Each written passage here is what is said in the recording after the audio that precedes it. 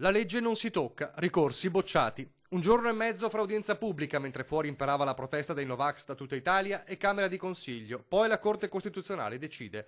Resta l'obbligo delle vaccinazioni a scuola. La legge Lorenzin non viene scalfita dalla battaglia ingaggiata da Palazzo Balbi.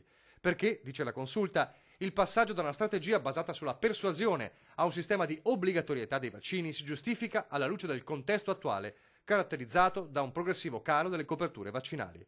Secondo i giudici costituzionali, inoltre, le misure in questione rappresentano una scelta spettante al legislatore nazionale. Ricorsi quelli del Veneto che non mettevano in dubbio l'efficacia dei vaccini, ma il concetto di obbligo, laddove il Veneto ha adottato da 10 anni un percorso di dialogo.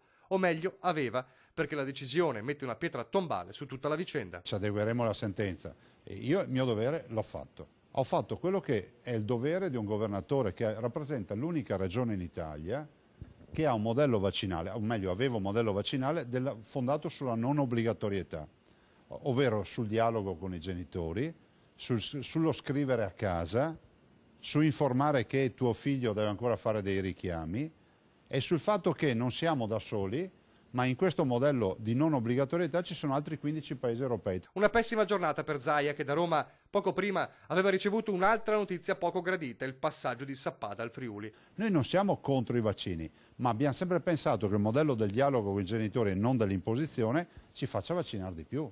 Punto. Non capisco per quale motivo si deve buttare via questa esperienza. Guarda caso il modello del Veneto, ricordatelo a tutti, ha prodotto know-how, quindi conoscenza, e ha prodotto un'anagrafe vaccinale digitale che gli altri non hanno. In ballo anche le aspettative di un esercito di migliaia di famiglie, già sul piede di guerra e che difficilmente resteranno con le mani in mano.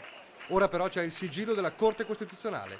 Obbligo vaccinale, con tempo fino a marzo prossimo per mettersi in regola, poi scatteranno le conseguenze.